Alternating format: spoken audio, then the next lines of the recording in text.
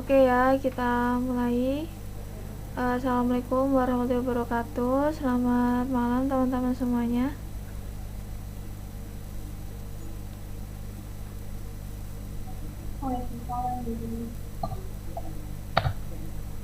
Ya, nah hari ini kita itu ya masuk lagi ya. Pertemuannya tiap hari. Oke, Senin sampai Sabtu. Oke. Nah, kemarin kita itu materinya sampai ke listening comprehension tip ke-9 ya. Nah, sekarang kita mulai tipnya itu dari tip ke-10. Cuman ini mau tak review bentar. Jadi kemarin itu pembahasan terakhir itu tentang negatif. Soal-soal atau materi-materi yang ada di listening comprehension part A yang berhubungan dengan negative expression. Nah, tip ke-7 itu ada negative expression aja. Nah, kalau tip ke-8 itu ada negative expression, ada 2 negative expression di dalam satu kalimat. Kemudian tip ke-9, nah ini kata-kata yang tidak sepenuhnya bermakna negatif. Kalau 2 tip yang tadi, 2 tip di atas itu full negatif, 100% negative expression. Cuman yang tip ke-9 itu dia tidak 100% bermakna negatif. Oke, nah sekarang tip ke-10 yaitu dengarkan kata-kata negatif dalam kalimat perbandingan.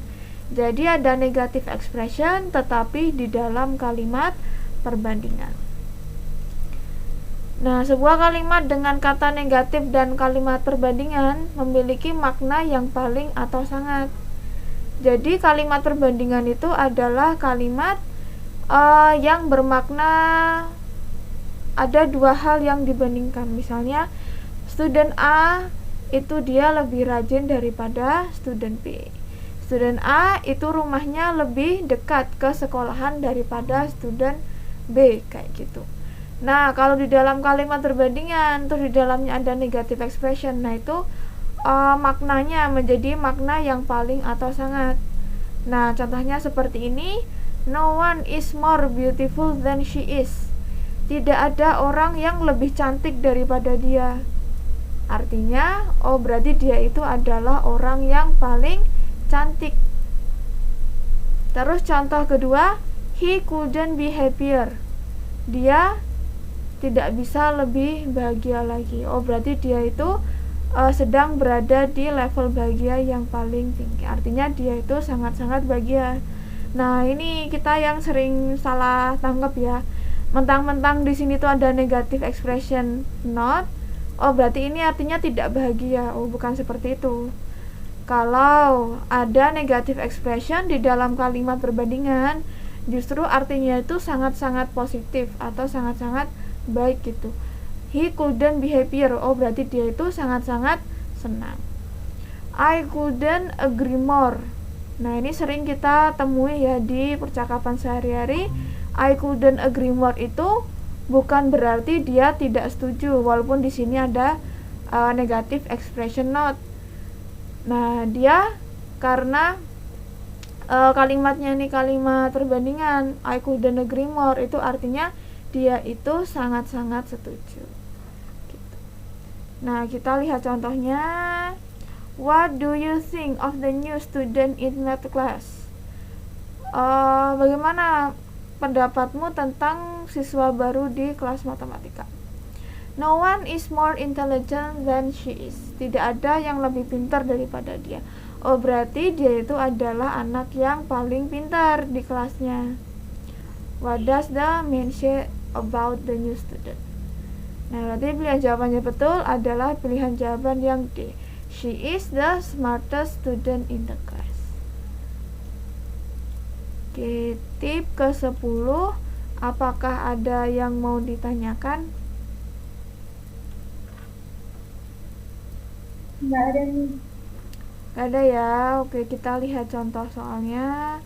Exercise 10. You should be particularly careful of comparative with negative. Kita harus berhati-hati jika menemui kalimat perbandingan yang di dalamnya itu ada negative expressionnya.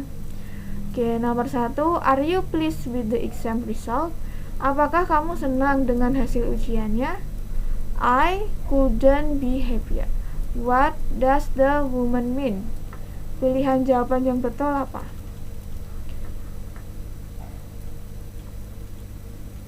Pilih pilihan jawaban yang merupakan pernyataan kembali dari apa yang dikatakan oleh pembicara kedua. Nah, di pembicara kedua ini dia senang atau tidak senang? Senang banget ya. Jadi pilih pilihan jawaban yang menyatakan bahwa si woman-nya itu dia senang banget. Yang mana? Delta. Ya, yang delta ya. She's delighted with the result. Nah, kalau kita tidak paham konsep negative expression di dalam kalimat perbandingan, mungkin kita akan menjawab yang A karena kita mengiranya dia itu tidak bahagia, padahal dia puas dan bahagia dengan hasil ujiannya. Oke, nomor 2, is Paula lazy as usual this semester? She's never tried harder. What does the man mean? Apa yang dikatakan oleh pembicara kedua ini?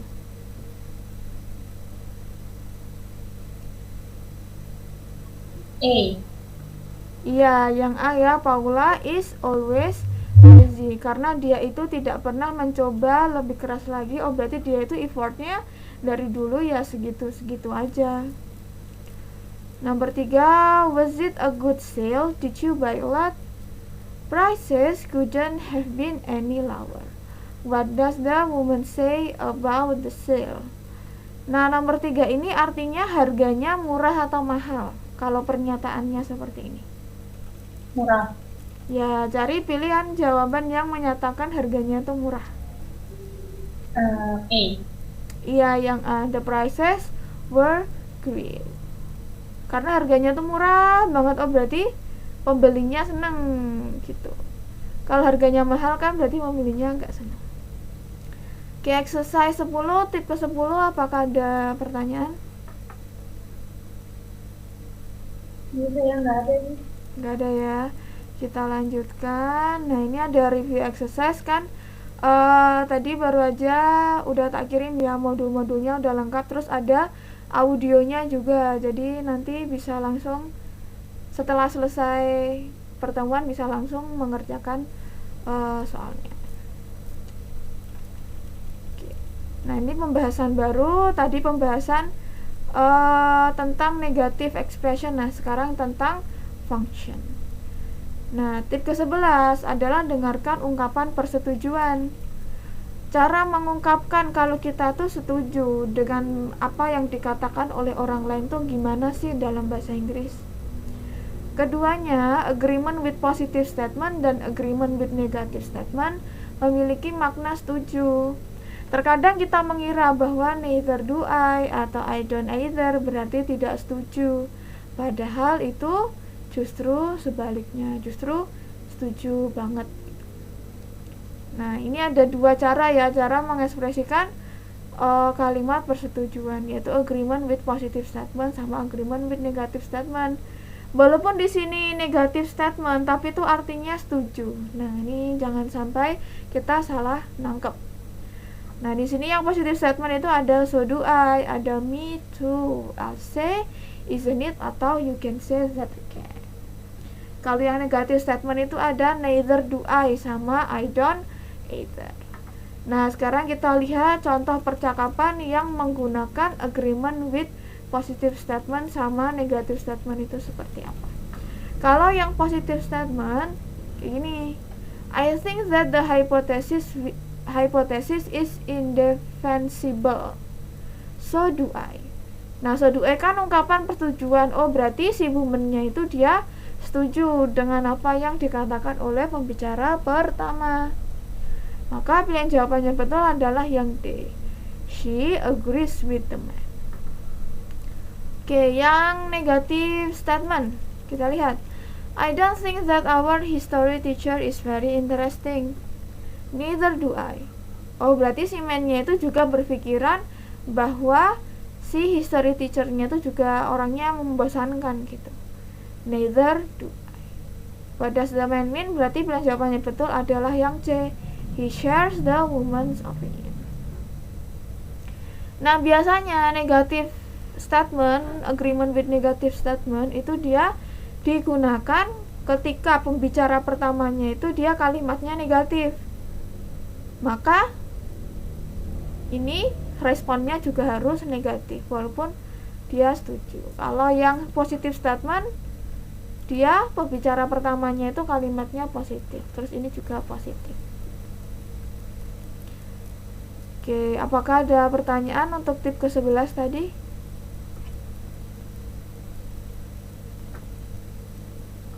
Oke, nggak ada ya. Nanti tinggal dihafalkan saja. Kalau negatif statement itu dia apa aja expressionnya. Kalau yang positive statement itu expressionnya apa aja.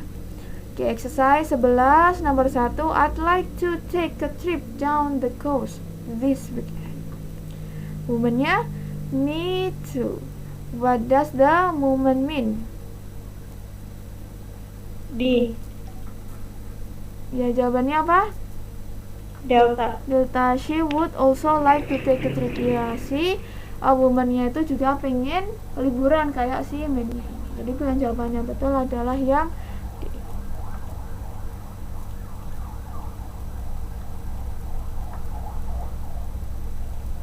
Nomor 2. I would like to see Matt elected to the town council next month. So would I.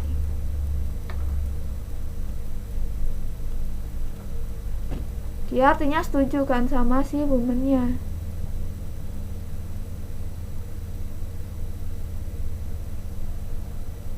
A. Yang mana? A. Yang B ya. Ya, yang bravo. He agrees that Matt should be elected. Jadi si Matt-nya juga setuju kalau Matt itu seharusnya menang di pemilihan umum itu. Oke, nomor 3. I'm not sure if I should take beginning or intermediate French next semester. Nah, ini pakai negative statement ya. Neither am I. What does the woman mean?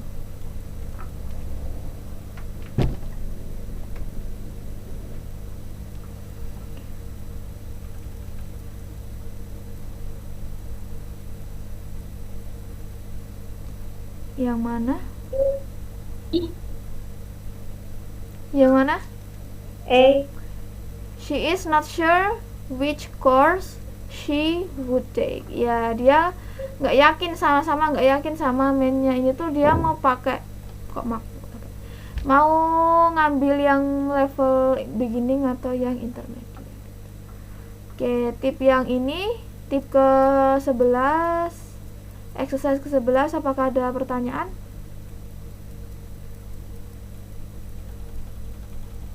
Enggak ada, Miss, kalau dari aku. Oke, ada. Kita lanjut tip ke Mau tanya, iya gimana? itu kan kalau setuju, kalau tidak setuju, caranya gimana? Oh, ini yang setuju. Kalau yang tidak setuju gimana? Nah, kalau yang tidak setuju itu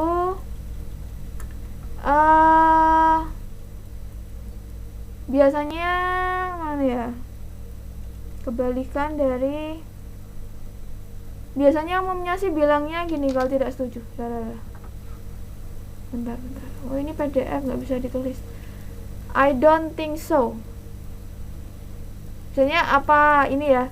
I think that the hypothesis is indefensible. Gitu kan pernyataannya. Nah, kemudian woman-nya pengennya dia nggak setuju. Tinggal bilang I don't think so. Kayaknya nggak kayak gitu deh. Kayak gitu. Gimana? Apakah sudah menjawab? Kalau yang I don't see that tadi itu maksudnya setuju ya? Ya, jadi yang sering kita nggak ketahui ya. Kalau neither do I sama I don't either itu dia walaupun kalimatnya atau expressionnya itu negatif, tetapi dia itu artinya setuju. Karena kalimat yang diucapkan oleh pembicara pertamanya itu pakai kalimat yang bentuknya negatif. Jadi responnya itu harus negatif supaya menciptakan makna yang agree. Kalau yang ini kan, ini dia kalimatnya positif, responnya juga harus positif, pakai kalimat yang positif, pakai expression yang positif supaya maknanya tuh menjadi agree. Gimana? Apakah sudah menjawab? Sudah nih. Oke. Sudah ya, nanti tinggal dihafalkan aja itu kok expressionnya. Tip ke-12, dengarkan ungkapan keraguan-raguan dan saran. Nah, ungkapan uncertainty atau ungkapan keraguan-raguan itu menandakan bahwa pembicara itu kurang yakin atas apa yang dia ucapkan. Ungkapan suggestion menandakan bahwa pembicara sedang memberikan saran kepada lawan bicaranya. Nah, kalau ungkapan keraguan-raguan itu ekspresinya seperti apa? Kayak ini. Bla bla bla, ini tuh dia ada pernyataan dulu, kemudian diakhiri oleh isn't it atau question tag yang lainnya. Kalau yang as far as I know sama as far as I can tell itu dia ada di awal pernyataannya. Jadi ini as far as I know bla bla bla bla pernyataannya apa, as far as I can tell bla bla bla pernyataannya apa. Nah, itu kalau suggestion itu ini ada dua ya, ada why not sama let's. Oke, uncertainty. Itu contohnya, do you know anything about the final exam in physics? It's going to be rather difficult, isn't it? Itu kayaknya bakal susah deh. Ya enggak sih? What does the woman mean? Pilihan jawaban yang betul adalah yang C. She thinks that it might be hard. Ada might-nya, karena kan itu ya bisa jadi ya mungkin aja beneran susah gitu, atau mungkin aja enggak. Dia masih ragu-ragu, belum pasti informasinya. Oke, kalau yang suggestion, I'll never have time to take my paper tomorrow. Why not do it now? What does the woman suggest? Nah, why not do it now? Kenapa nggak dikerjain sekarang aja? Oh, berarti pilihan jawabannya betul adalah yang finishing the paper today. Oke, apakah ada pertanyaan di penjelasan yang tadi? Ada exercise 12.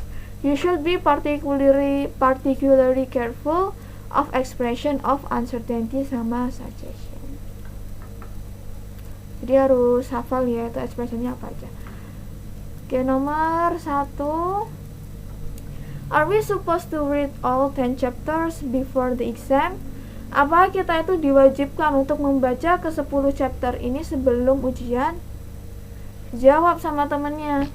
As far as I can tell, we are. Ya, sejauh sepengetahuanku sih, ya emang kita disuruh kayak gitu. Nah, pilihan jawaban yang betul adalah D. Yang D, the professor told them to read the chapters after the exam. Enggak salah. Nah, ini kan before the exam seharusnya. Yang mana? Kalau D salah ya berarti ya.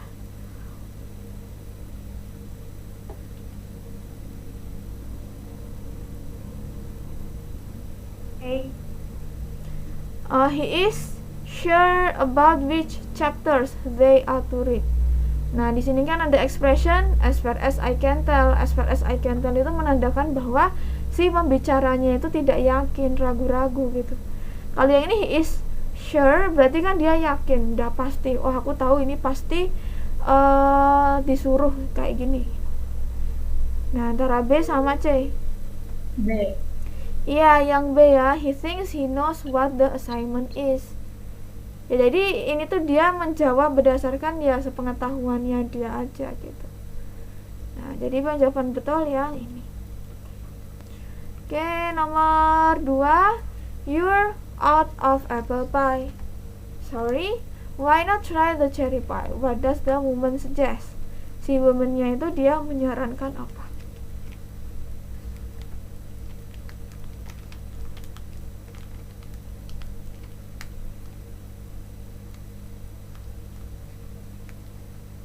E. Yang apa?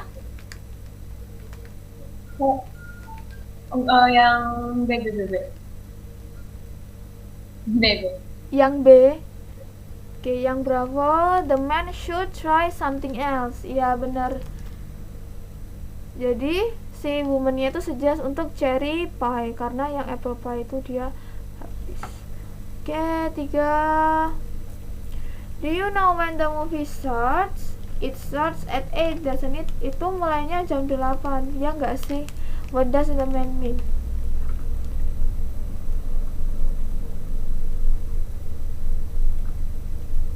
B. Bravo atau Delta? B. Delta? Bravo, Bravo. Oh, Bravo. He's not quite sure when the movie begins. Iya, dia nggak yakin kapan movie-nya itu akan dimulai. Oke, apakah ada pertanyaan sejauh ini? Tidak, Miss. Ya. Oke, nah ini tip ke-13. Dengarkan ungkapan perasaan terkejut, expression of surprise. Nah, kita kalau terkejut itu cara mengekspresikannya dalam kata-kata bahasa Inggris itu gimana sih? Nah, expression of surprise, namanya juga surprise, itu adalah ketika ungkapan terkejut diucapkan, pembicaranya itu mengira hal itu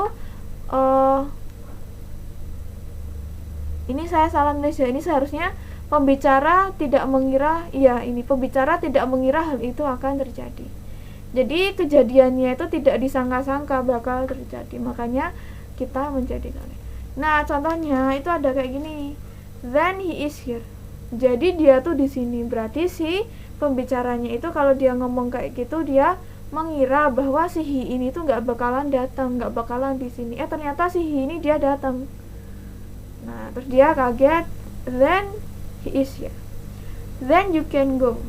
Jadi kamu bisa pergi. Mungkin mereka udah janjian.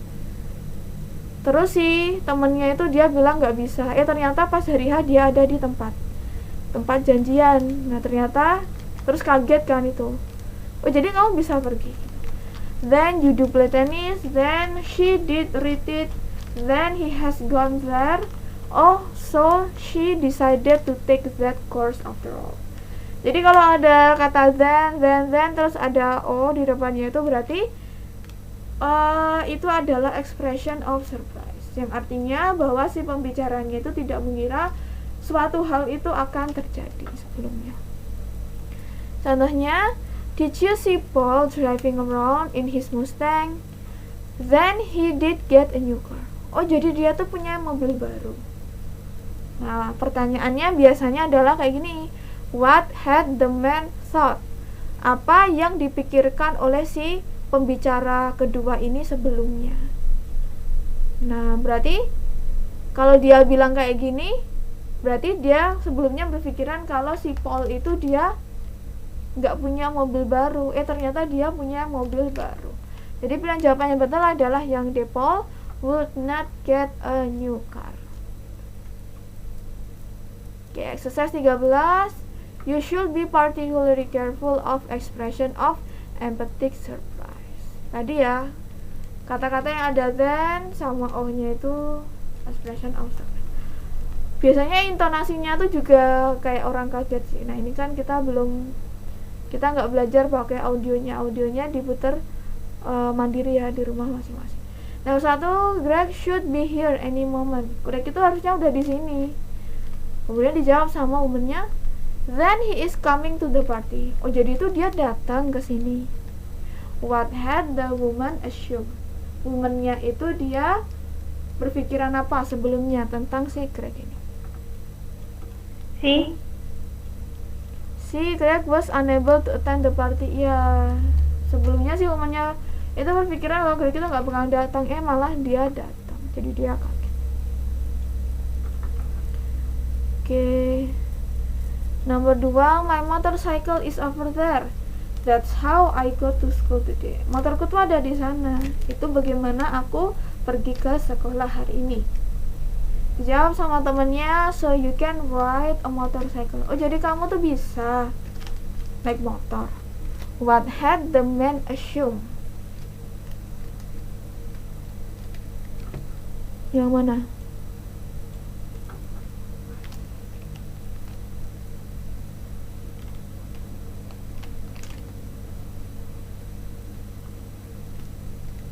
D. Delta. The woman did not know how to ride a motorcycle. Iya, si woman-nya itu, si man-nya itu mengira si woman itu nggak bisa naik motor, malah dia naik motor. Ya sudah, kaget lah dia. Oke, 3. I'm having a few friends over for dinner tonight. Would you like to come? So you do know how to cook. Oh, jadi kamu tuh bisa masak. What had the woman assumed?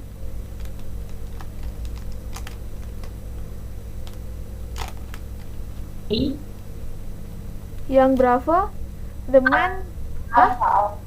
Alpha, the man was not a very good cook.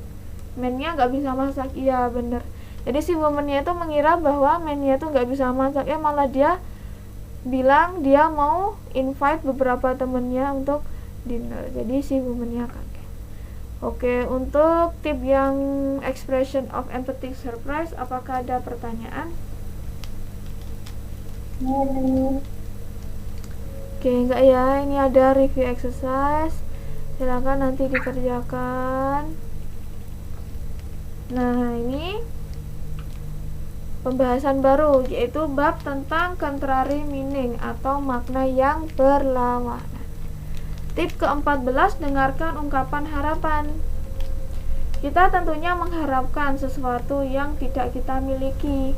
Jadi ketika menyatakan harapan, pernyataan yang kita ucapkan itu berkebalikan dengan fakta yang ada sekarang. Contohnya kayak gini. I wish I had time to help. Aku berharap aku punya waktu untuk menolong. Berarti kenyataannya dia sibuk, dia nggak punya waktu, gitu kan. I wish he were at home. Kenyataannya dia tidak ada di rumah. Jadi kalau ada I wish, pernyataan I wish, expression I wish kayak gini, kenyataannya yang sebenarnya itu selalu berkebalikan dengan kata-kata yang setelah I wish itu. Nah, contoh percakapannya seperti ini. It's too bad that you have to stay here and work during the school break. Itu tuh terlalu buruk bahwa kamu itu harus stay di sini dan kerja selama liburan sekolah. Jawab sama si man-nya, I really wish I could go with you and the others to Palm Spring. Aku tuh benar-benar berharap bisa pergi sama kalian ke Palm Spring. Berarti kenyataannya dia tidak bisa pergi karena harus stay dan kerja. Jadi pernyataan yang betul adalah yang ini, he's unable to go on the trip. Nah, ini kan pernyataannya selalu kenyataannya, faktanya itu selalu berkebalikan dengan klausa yang setelah expression I wish ini. I really wish, berarti ini kebalikannya ini. I could go, kebalikannya unable to go.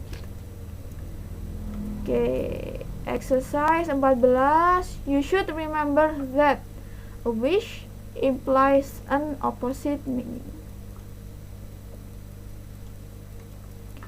Oke, nomor 1. Do you think we'll be able to get tickets for the concert? I wish there weren't so many people in line in front of us. Aku berharap tidak terlalu banyak orang yang ngantri di depan kita. Berarti kenyataannya gimana? Yang Bravo? C. The line in front of them is too long. Iya, jadi antriannya itu dia terlalu panjang sehingga si woman-nya itu mengatakan seperti ini. Oke, nomor 2. I'm sorry I didn't tell you about the parking ticket. Maaf, aku gak ngasih tahu kamu tentang karcis tiket itu. I wish you had told me about that. Aku berharap kamu ngasih tahu aku tentang hal itu. What does the man mean? Apa kebalikan dari you had told me? Yang mana? D. Yang delta. Delta. The woman did not tell him about the ticket. Ya benar. Kenyataannya womannya tuh nggak ngasih tahu tentang tiketnya itu. Oke, terakhir 3. Did you see the work schedule for next week? I wish I didn't have to work so many hours then. Aku berharap aku tidak harus bekerja selama itu. Ya. What does the woman imply? Kebalikan dari I didn't have to work. C. She is working too many hours next week. Ya, jawaban yang betul adalah yang C. Kenyataannya dia harus benar-benar harus kerja selama itu di minggu depan. Oke, tentang kalimat harapan, apakah ada pertanyaan? Misalnya mau tanya. Untuk percakapan ini, rata-rata menggunakan kalimat I wish. Kira ada lain kalimat I menunjukkan aspek ini? Maaf, bisa diulangi nggak, soalnya itu macet-macet sih di sini. Kan di contoh pertanyaannya menggunakan kalimat I wish dan ada nggak kali dan aspek ini? Ini ada atau tidak ungkapan harapan tetapi tidak pakai I wish gitu. ya begitu. Apa ya? Apa contohnya kalau bukan I wish? Kalau I hope bisa nggak? I hope gitu ya? Iya. Iya, bisa sih, tapi setahu saya hope sama wish itu dia agak sedikit beda sih. Coba bentar ya, tak carikan dulu infonya di kamus Oxford. Ini tak matiin dulu ya share screen-nya ya. Bentar, tak carikan dulu di kamus Oxford.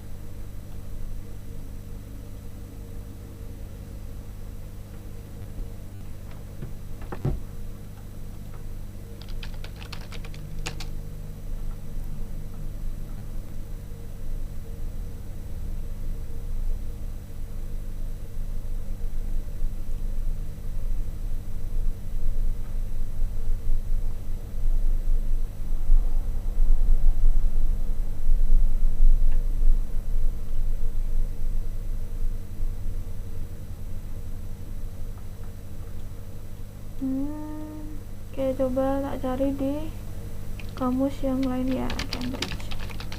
Kalau mau cari info tentang grammar tuh lebih lengkap sebenarnya sih di kamus yang Cambridge daripada Oxford. Cuman tampilannya itu lebih enak yang Oxford, jadi aku lebih sering pakai yang Oxford.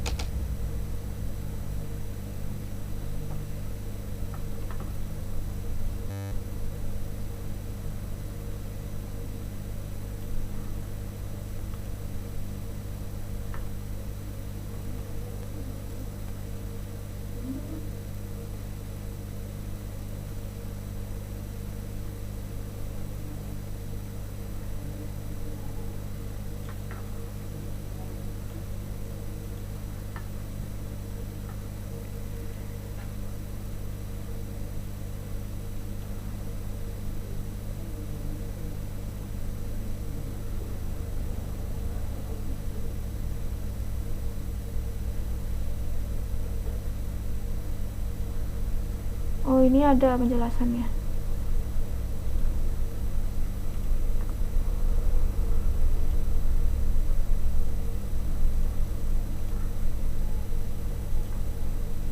Oke, di layar kalian udah muncul belum itu tampilan kamus Cambridge?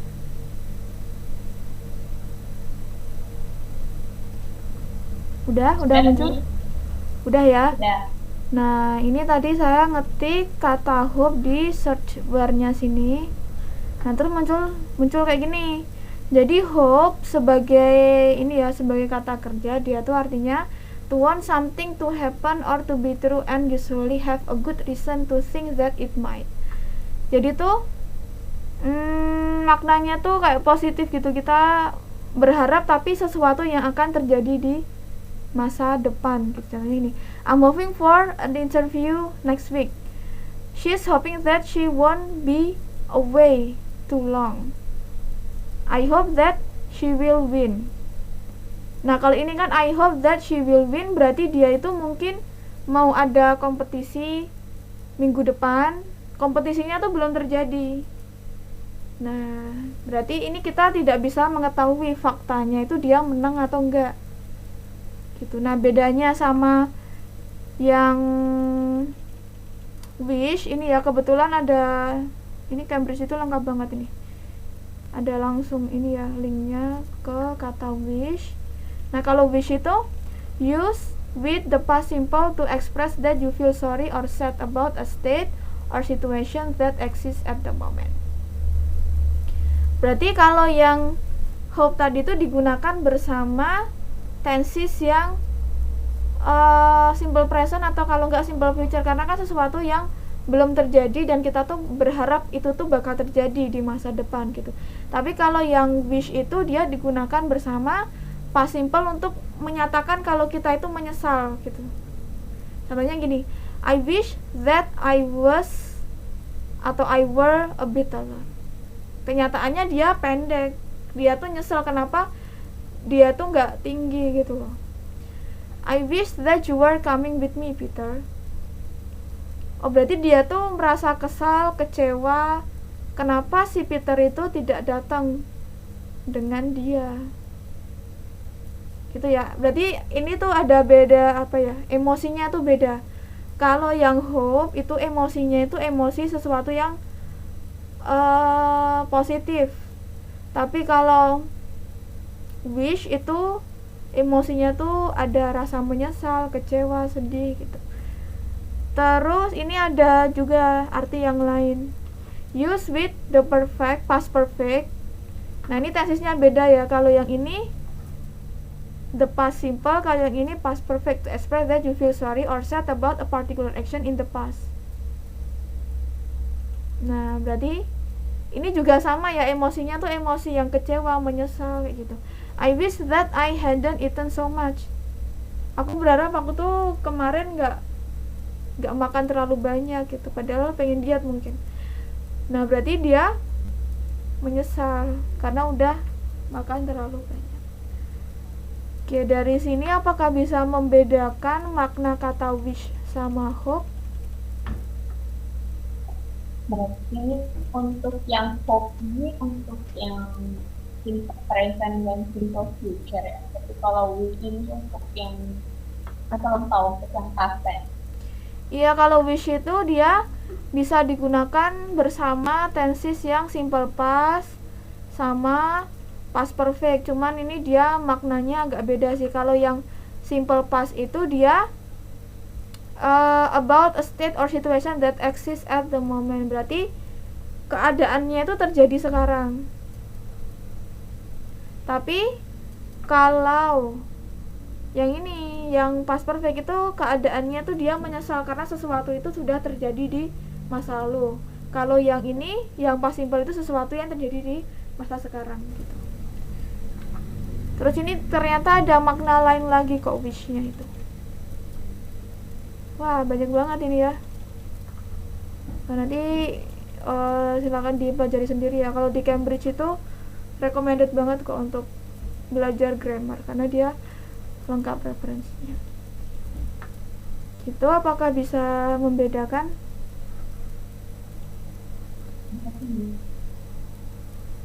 Nah, ini yang hope tadi ya. To want something to happen or to be true and usually have a good reason to think that it might. Berarti sesuatunya itu belum terjadi, tapi kalau wish itu sesuatunya sudah terjadi gitu dan kita merasa menyesal, sedih gitu. Gitu ya. Oke, bisa dilanjut untuk materi selanjutnya.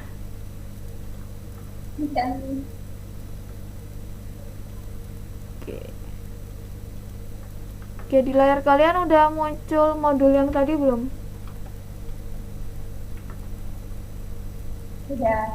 Udah ya, ini harapan sudah. Oke, tip ke-15, dengarkan ungkapan keadaan yang tidak sebenarnya. Makna yang berlawanan itu juga terdapat dalam kalimat bersyarat. Hal ini khusus untuk kalimat bersyarat tipe kedua dan ketiga. Nah, kalau di sekolahan kan kita pasti udah pernah diajari ya sama guru bahasa Inggris. Kalau conditional sentence atau kalimat bersyarat itu ada 3 macamnya. 3 macam itu bentuk yang paling dasar ya. Ada tipe 1, tipe 2, tipe 3. Cuman yang bermakna keadaan tidak sebenarnya itu cuma tipe 2 dan tipe 3 aja. Contohnya di sini, if she were at home, she could do it. Jika dia itu sekarang di rumah, dia itu bisa melakukan itu. Berarti kenyataannya dia tidak ada di sini. Dia pergi keluar. If I had money, I would buy it. Kalau aku punya uang, aku mau beli itu. Kenyataannya dia tidak punya uang.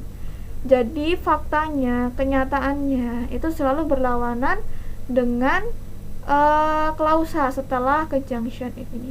I had money. If I had money berarti dia nggak punya money sebenarnya. Contohnya di sini, do you think that you'll be able to go to the party? If I had time, I would go. Kalau aku punya waktu ya aku pergi. What does the woman say about the party? Pilihan jawaban yang betul adalah yang bertentangan dengan I had time. Berarti I didn't have time. Jadi jawaban yang betul adalah yang ini, it's impossible to go. Oke, exercise 15. You should be particularly careful of untrue condition. Oke, nomor 1. I'm glad that I called and told you about the meeting. If you hadn't called me, I would not have known. Kalau kamu nggak memberitahuku, aku tuh nggak bakalan tahu. What does the man mean? Faktanya seperti apa? B. Delta, he already knew about the meeting. B, bravo. Bravo. The woman called to let him know about the meeting. Ya, womannya itu dia ngasih tahu si man-nya kalau ada meeting. Gitu. Oke, nomor 2. I always seem to get stopped by the police. If you drive more slowly, the police would not stop you so often. Ya, kalau kamu tuh nyetirnya agak pelan-pelan, ya polisinya nggak bakal nyetop kamu gitu. Jadi pilihan jawaban yang betul adalah kenyataannya si woman-nya, si man-nya nyetirnya gimana? Yang apa? Apple. Apple ya, the man often drives too quickly. Ya, karena dia tuh sering ngebut, jadi dia tuh sering di stop sama polisi. Do you know that some offices are closed next Friday? Wouldn't it be nice if we didn't have to work on Friday? What does the woman mean? Tidakkah itu menyenangkan kalau kita tuh nggak kerja di hari Jumat? Delta. It's too bad that they must work on Friday. Oke, tentang conditional sentence, apakah ada pertanyaan? Tidak ada. Tidak ada ya. Oke, bentar saya ambil minum dulu ya. Iya, kalian kalau mau ke toilet dulu nggak apa-apa. Tadi lupa nggak ngambil minum.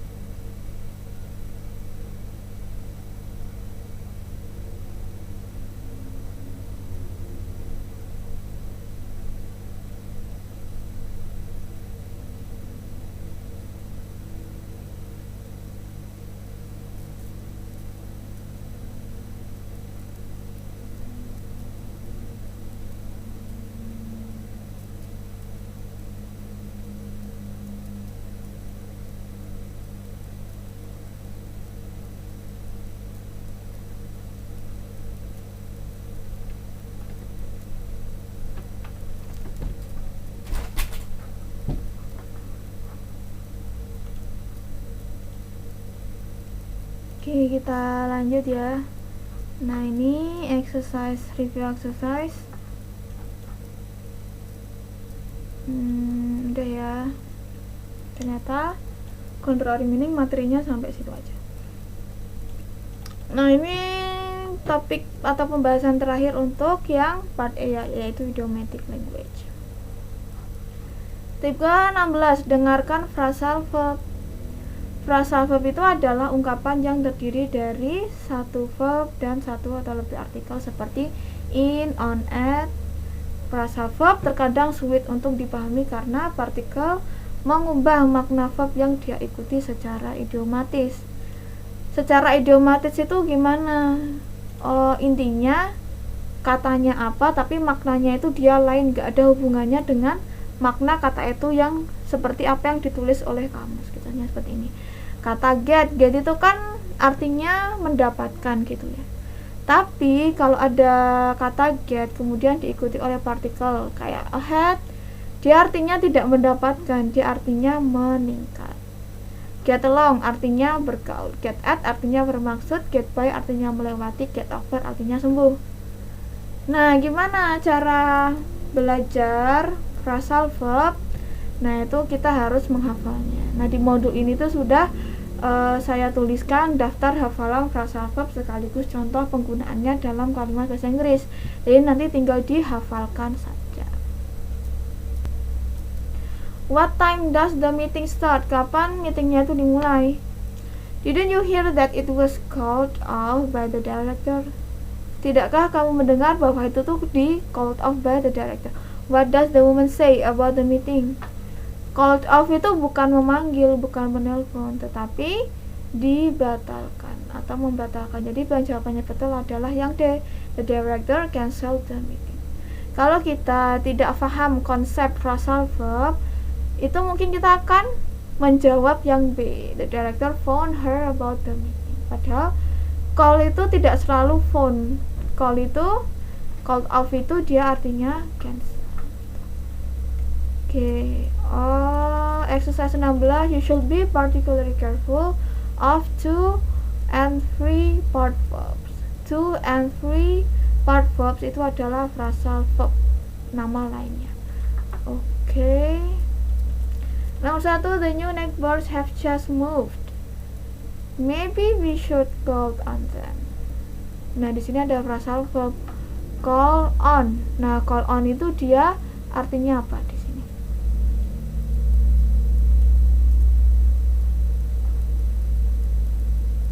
D. Yang D, ya, visit their neighbors. Call on itu artinya visit. Nomor 2, you know, I'm really enjoying this class now. I'm too. At first it was kind of boring, but now it's turning into something fascinating. What does the man mean?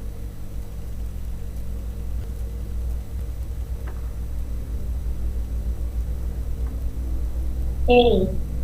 Yang mana? Pak. Ya, the course is becoming more interesting. Anda turn into itu artinya become. Nomor 3, I heard you had a bad headache this morning. Aku dengar kalau kamu tuh sakit kepala pagi ini. Jawab, yes, but I think I'm getting over it now. What does the woman mean? Get over artinya apa? B. Bilang. C. B. B apa C? C. C, iya. C. She seems to be feeling better now. Ya, jadi dia tuh lebih mendingan sekarang daripada yang tadi pagi. Tapi kalau yang D itu, she felt better this morning than now.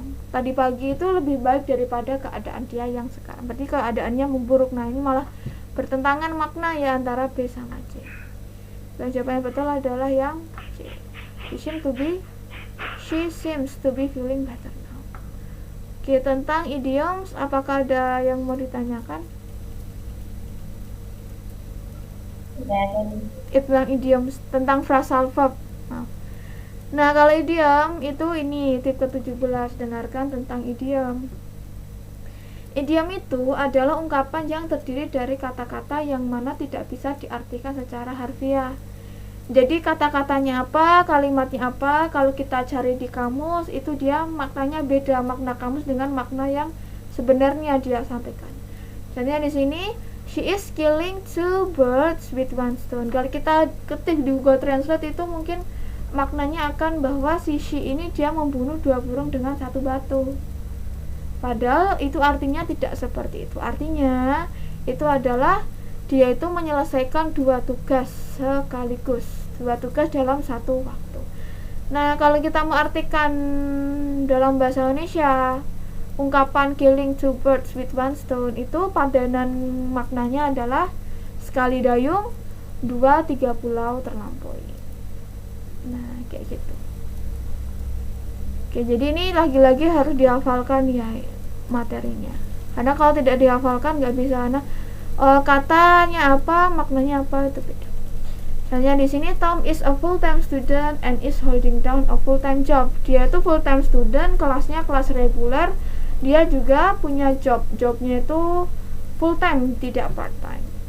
He's really burning the candle at both ends. Dia tuh membakar lilin di kedua sisi. Kalau membakar lilin kan cukup satu sisi aja. Kalau dua sisi kan nanti lilinnya berdirinya gimana, kan bingung. What does the woman say about Tom? Nah, pilihan jawaban yang betul adalah yang C, yaitu he's doing too much. Kalau bakar lilin kan satu sisi aja, nggak perlu dua-duanya. Kalau dua-duanya kan mubazir ya. Oke, exercise 17. Jadi sebenarnya maknanya tuh bisa dinalar kok. Ini tuh pesan yang dimaksud itu apa. You should be particularly careful of idioms. Oke, nomor 1, I was 15 minutes late for class today. Better late than never. Lebih baik telat daripada nggak datang sama sekali. Nah, pernyataan ini tuh maksudnya apa?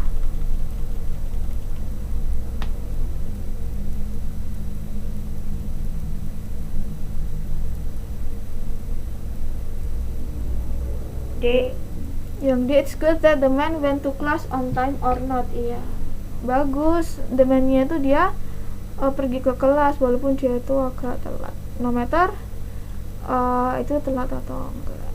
Nah, nomor 2, do you want to work on the biology experiment together? Two heads are better than one. Dua kepala itu lebih baik daripada satu. What does the man mean? Ini. Yang mana? Eh, Yang C, it's good idea to work together. Okay. I really don't want to work on the report now. There's no time like the present. What does the woman mean?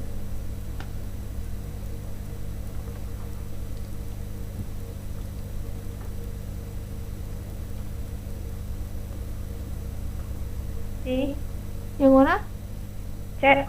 Ya, C, Bukan. it's best to get it over with now. Iya, jadi itu lebih baik dikerjain sekarang. Mungkin kalau diartikan dalam bahasa Indonesia, idiom ini there's no time like the present itu lebih cepat, lebih baik. Ayo dikerjain sekarang. Oke, ini materinya sudah habis ya untuk yang part E. Dari tips 1 sampai tips 17 materi yang part E, apakah ada pertanyaan?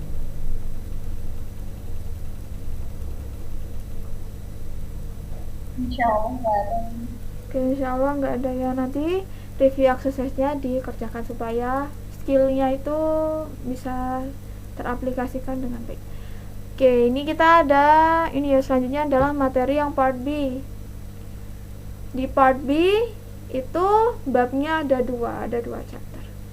Judulnya before listening sama while listening. Nah, kalau di chapter ini di before listening itu kita akan diajari tips apa yang seharusnya kita lakukan sebelum audionya itu diputar. Nah, yang pertama kita harus lakukan adalah memprediksi topik, yaitu tip ke-18. Dalam listening part B kita akan lebih mudah untuk memahami isi pembicaraannya, isi percakapannya jika kita tuh mengetahui topik apa yang akan dibicarakan. Caranya adalah dengan melihat kosakata yang ada di dalam pilihan jawabannya. Lakukan ini sebelum audio diputar. Setiap part selalu diawali oleh audio yang berisi petunjuk cara mengerjakan soal. Tentu kita sudah familiar dengan cara mengerjakan soal listening part B sehingga ketika audio itu diputar kita bisa mengabaikannya dan langsung melihat pilihan jawaban lalu menebak topik apa yang akan dibicarakan. Jadi kalau di part B itu kan satu percakapan untuk 4-5 soal. Jadi kita tinggal urutkan aja di nomor 30 ya 31 sampai 34 ini satu percakapan. Kita lihat kosakata yang dipakai itu kira-kira topik yang akan disampaikan oleh pembicaranya nanti itu tuh topiknya tentang apa. Oke, contohnya ini ada 4 nomor ya, dan di sini tuh ada 5.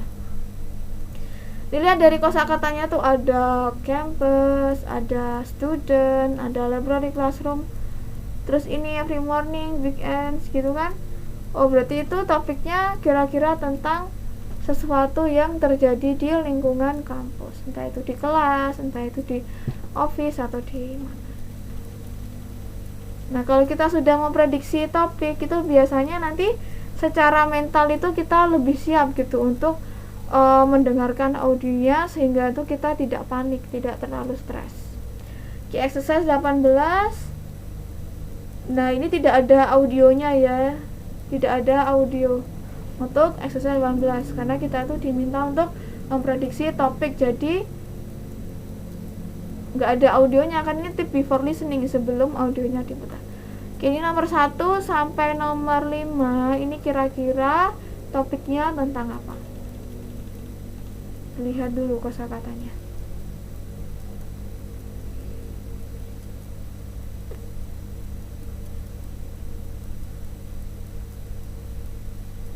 Holiday. Iya, tentang vacation, tentang holiday. Nah, holiday-nya tuh dia ngapain? Mungkin nanti percakapannya akan seputar itu. Nomor 6 sampai nomor 10 kira-kira ini topiknya apa yang dibahas?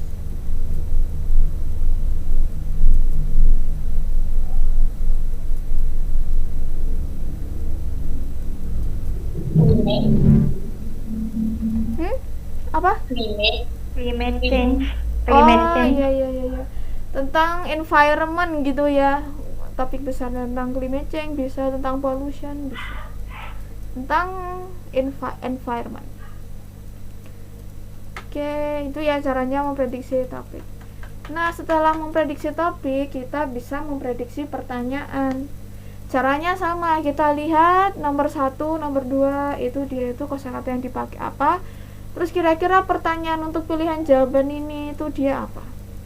Contohnya ini ada satu soal, ada 4 pilihan jawaban dan bentuk keempat pilihan jawabannya ini tuh keterangan tempat. Ada in the airport, in the library, in the dormitory, in the travel agent's office. Oh berarti kalau keterangan tempat berarti pertanyaannya itu ya tentang tempat. Mungkin where does the conversation probably take place, kayak gitu kan. Di mana tempat terjadinya conversationnya itu. Kayak gitu ya, dilihat kosakatanya. Oke, ini nomor 1, dilihat dari kosakatanya dan bentuknya ini kan diawali oleh kata kerja. Nah itu kira-kira pertanyaannya apa? Menanyakan tentang apa kalau pilihan jawabannya seperti ini. What did he do? Ya? What does he do? Iya, tentang sesuatu Apa yang dilakukan oleh seseorang gitu ya. Apa yang dilakukan oleh pembicara pertama di kampus? Oh, dia find work on campus. Gitu. Oke, bisa ya. Nomor 2, ini kira-kira tentang apa? Place. Where? Menanyakan tempat. Ya, menanyakan Where. tempat. Where? Nomor 3, How much? Menanyakan jumlah. Ini bukan jumlah ya. How tapi many? how often ya ini, karena ini frekuensi terjadinya sesuatu. Ya, menanyakan jumlah juga bisa sih, misalnya berapa jumlah chapter yang harus dibaca gitu kan. Oh, nomor dan gak lebih dari 10 kok cuma. Oke, bisa menanyakan jumlah how many kayak gitu. Oke, kalau yang aduh. Ini tadi sampai ini ya. Nomor 4.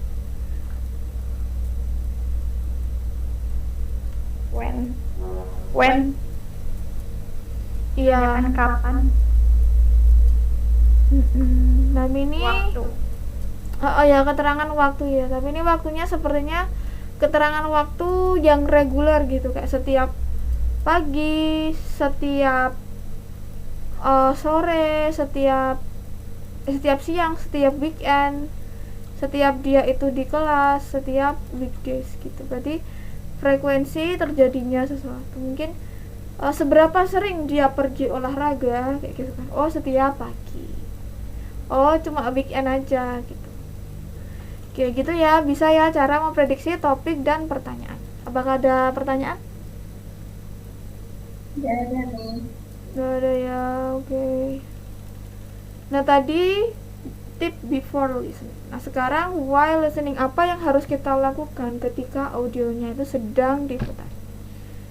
Tip ke-20 yaitu menentukan topik. Kalau tadi kan memprediksi, berarti kan masih kira-kira gitu kan. Tapi kalau di sini karena audionya sudah di-play, berarti kita harus menentukan ini tuh topiknya apa. Caranya gimana? Selama audio listening part B itu diputar, kita harus memikirkan tentang topik apa yang sedang dibicarakan. Caranya adalah dengan fokus kepada bagian awal percakapan. Ini ya. Fokus pada bagian awal percakapan, 2 atau 3 baris percakapan, karena biasanya di bagian itu kita bisa menebak percakapan selanjutnya berjalan seperti apa. Jadi diusahakan kalau pas kita ngerjain part B itu jangan ngalamun di bagian awal-awal percakapan. Kalau udah ngalamun, nah itu kita nggak ngerti itu tuh ngomong tentang apa sih, kita bakal ketinggalan gitu. Sama kan kayak kita ngobrol sama teman, ngumpul satu geng gitu toh. Nah, tiba-tiba ada satu anggota geng yang nggak ikut. Tiba-tiba dia nimbrung, kan dia nggak ngerti tuh itu lagi ngomongin apa sih. Akhirnya dia minta dijelasin dari awal. Itu kan repot ya, mending kita ngikutin percakapannya itu dari awal. Nah, ini contohnya ada cuplikan percakapan ya, yang di awal aja, tapi sebenarnya listening part B itu dia percakapannya lebih panjang daripada ini cuma awalnya aja. You cannot believe what I just got. I bet you got that new car you've always wanted.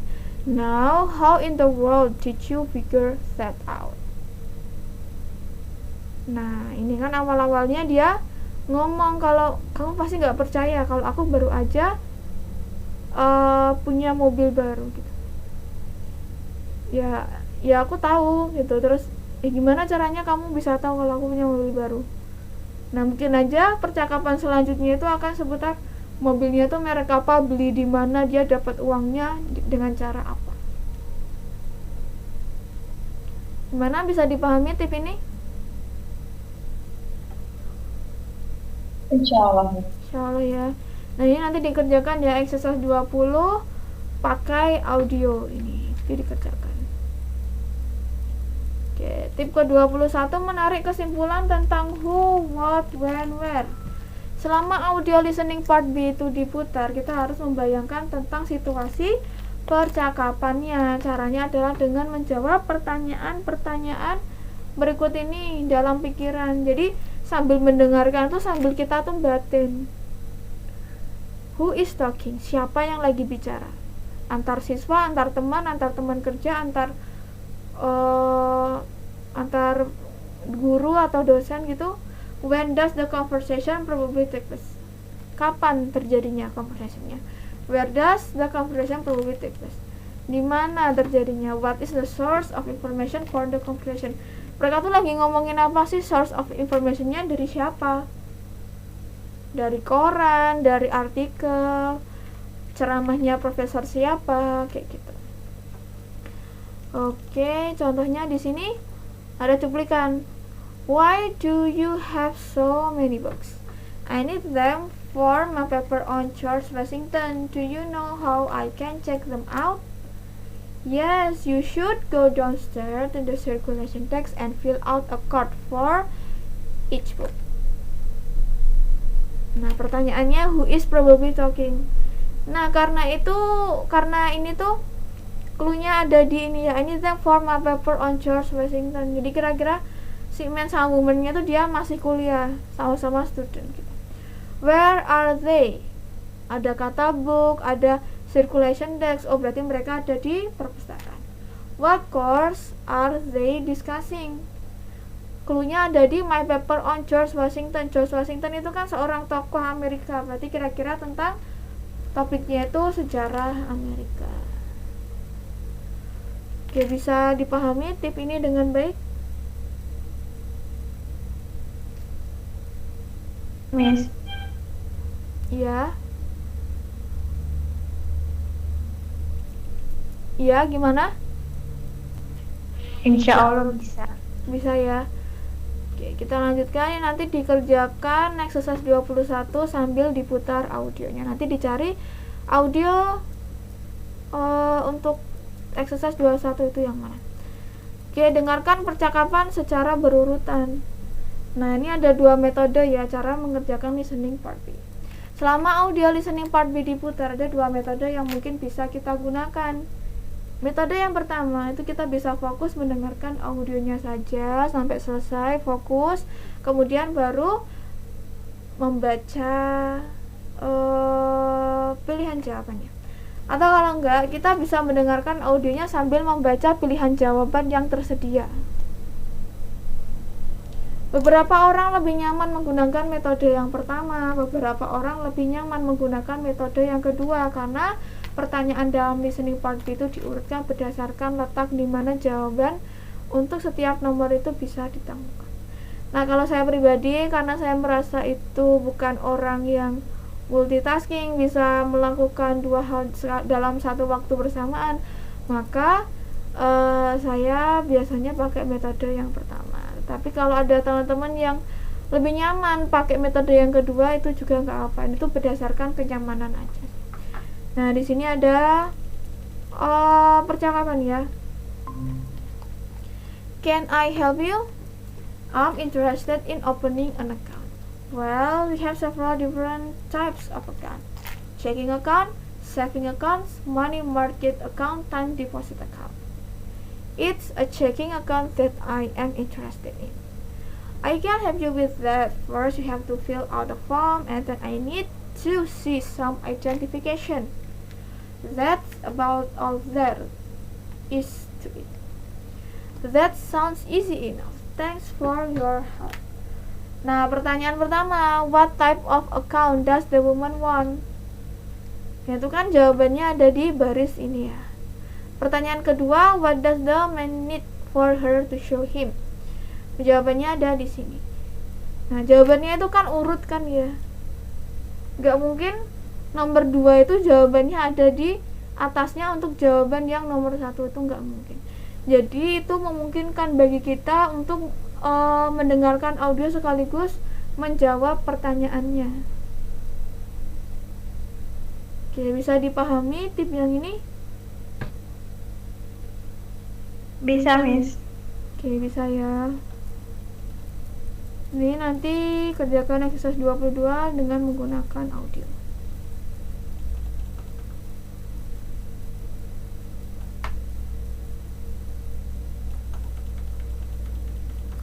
Ini part C. Jadi part B sama part C itu dia tipnya sama. Ada before listening, ada while listening. Sama persis kok. Yang before listening yang pertama itu memprediksi topik. Sama ya caranya tadi, dengan cara memperhatikan kosakata yang ada di lembar soalnya itu. Nomor 1 sampai nomor 5 atau nomor 1 sampai 4 itu dia kira-kira topiknya tentang apa. Oke, kita lewati aja. Terus tipe 24 itu memprediksi pertanyaan. Caranya sama, yaitu dilihat dari kosakata dan bentuk pilihan jawabannya. Kalau ini kan for 3 weeks, for 3 days, for, berarti itu kira-kira pertanyaannya tentang durasi terjadinya sesuatu. Oh, selama 3 minggu, 3 hari, 3 bulan, atau 3 jam. Tuh, kita skip. Nah, while listening, apa yang harus kita lakukan ketika audionya itu diputar? Yang pertama yaitu menentukan topik. tadi ya caranya udah dijelasin, yaitu kita harus fokus kepada bagian awal ceramahnya 2 atau 3 baris percakapan, karena biasanya di bagian itu kita bisa menebak apa yang akan terjadi selanjutnya atau apa yang akan dibahas oleh pembicaranya itu selanjutnya. Nah ini ya contohnya, kalau yang di part C kan dia cuma ada 1 orang tok yang ngomong. The major earthquake that occurred east of LA in 1971 is still affecting the economy of the area today. Nah berarti artinya dalam bahasa Indonesia, gempa bumi yang besar yang terjadi di LA pada tahun 1971 udah lama banget, tetapi dampaknya itu bisa dirasakan sekarang, masih berdampak sekarang di bidang ekonomi.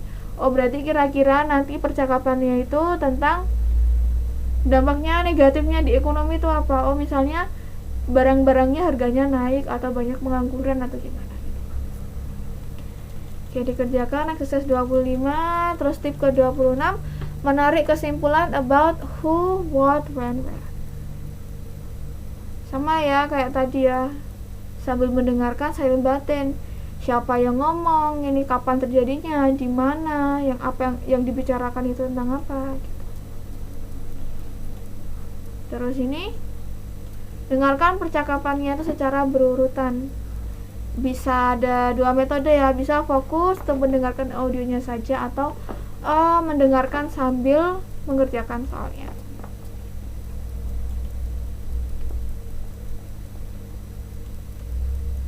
Oke, ternyata materi kita untuk listening sudah habis. Nah ini di bagian appendix yang tadi ya, yang sempat saya singgung, untuk yang part A itu ada materi tentang phrasal verbs. Nah ini udah ada hafalannya, lembar hafalannya, tinggal dihafalkan aja.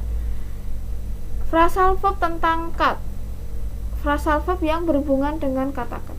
Ada cut down, ada cut off, ada cut out, artinya beda semua. Phrasal verb yang berhubungan dengan kata head, kata get ahead, get along, get at, get back at, get by, get over, get rid of. Nah ini 2 kata atau 3 kata, cuman itu diperlakukan seperti 1 kata, jadi nggak bisa dipisah-pisah. Kalau dipisah-pisah itu nanti akan menghasilkan makna yang beda lagi.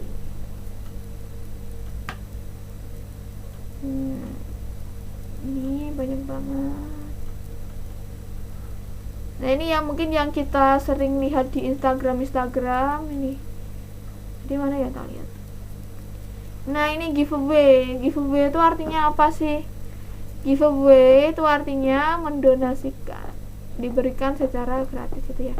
I don't need this bicycle anymore, it's not worth too much money, so I think I'll just give it away.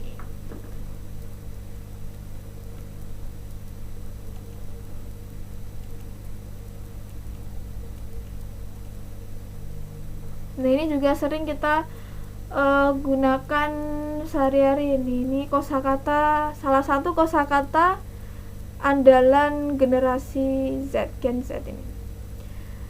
Show off. Kan sekarang sering ya ada anak-anak yang ngomongnya tuh campur-campur bahasa Inggris bahasa Indonesia gitu. Nah ini salah satu phrasal verb yang kayaknya sih sering dipakai.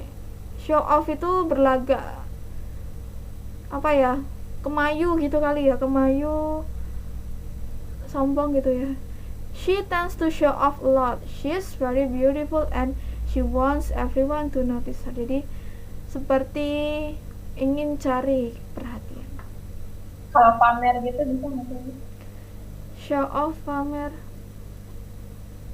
Mungkin bisa ya, pamernya tuh lebih kayak pengen ini ya, di notice, oh pengen diakui, pamer dan dia tuh pengen diakui. Nah itu bisa ya, dia pamer prestasinya dia, oh aku tuh juara ini loh, juara itu. Mungkin ya dia pengen diakui kalau dia tuh emang anak yang pintar gitu.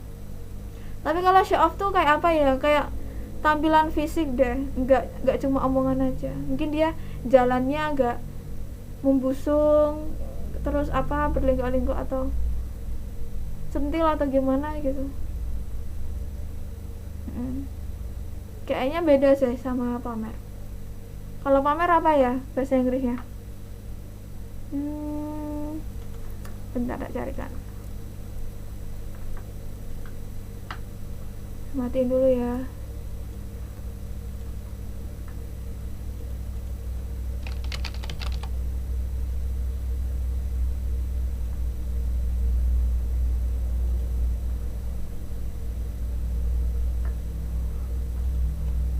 Pamer. Oh, pamer itu juga show off sih di sini. Kalau di Google Translate coba tak cari di Oxford ya biar lebih tepat.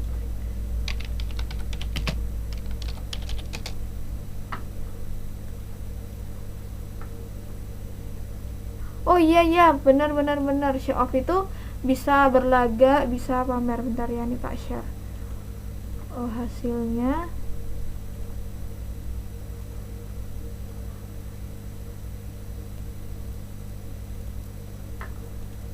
loh kok ini.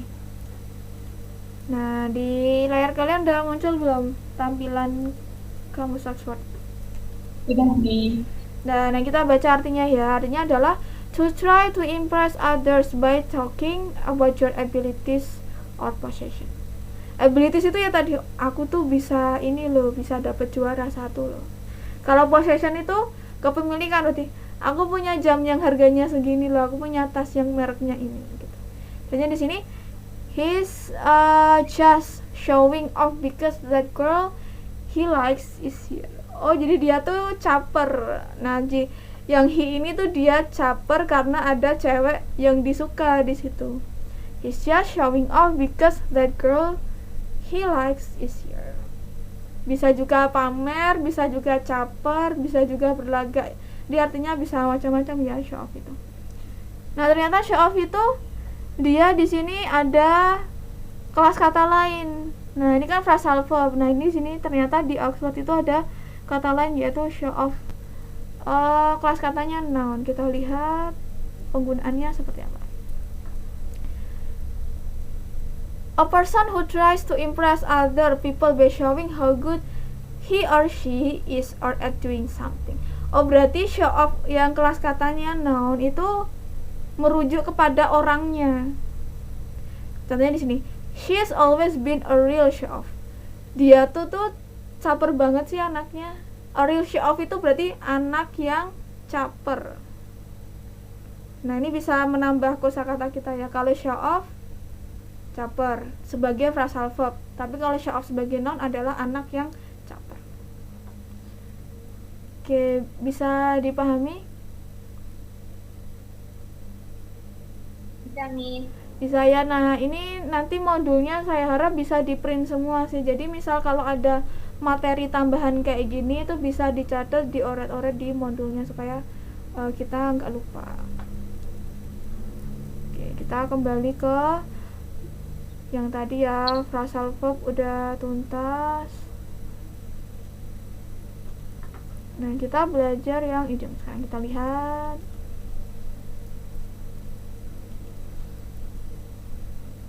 Nah, ini tentang idiom.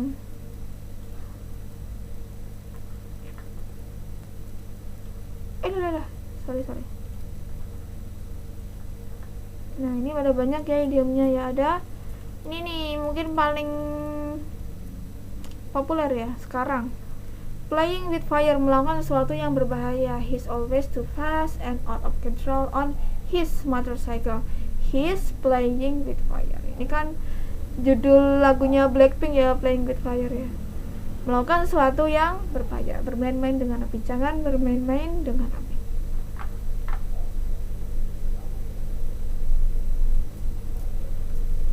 Terus apa ya?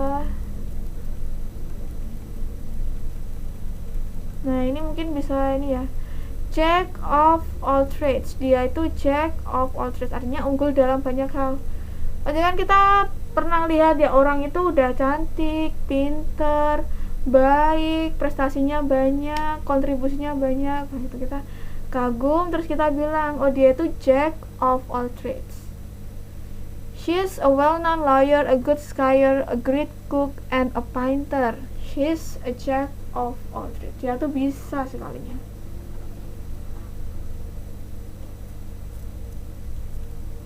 Ya, nanti tinggal dihafalkan aja sih. Nah, ini kalau kita sedang berdebat dengan seseorang, terus kita itu pengen mengakhiri perdebatan itu dengan ngomong, ya selera orang sih beda-beda ya gitu. Misalnya kita berdebat, oh enakan makan apa daripada enakan makanan A daripada makanan B gitu. Terus kita nggak mau berdebat sama orang gitu, terus kita bisa bilang to each his own, artinya tiap orang itu memiliki selera yang beda-beda, pendapat yang beda-beda. I know you like the food at the restaurant, but I just don't care for it. To each his own. Ya, aku tahu kamu suka makanan di restoran itu, tapi aku tuh enggak. Ya, tiap orang tuh punya selera sendiri-sendiri lah, gitu. Dia bilang kayak gitu. Oke, ini nanti tinggal dihafalkan. Apakah ada pertanyaan tentang materi kita hari ini? Nggak ada ini. Oke, nggak ada ya. Kalau nggak ada, ini karena modulnya udah habis kita bahas, kita tutup aja ya. Oke, terima kasih teman-teman atas partisipasinya pada hari ini. Nanti kalau ada pertanyaan silahkan chat saya secara pribadi di luar kelas, nggak apa-apa. Insya Allah nanti bakal dibalas cepat kok. Oke, kita tutup kelas pada malam hari ini dengan mengucapkan alhamdulillahirobbilalamin. Alhamdulillahirobbilalamin. Oke, kita jumpa lagi di hari Senin. Oke. Terima kasih, sampai jumpa teman-teman. Terima kasih, Miss. Ya.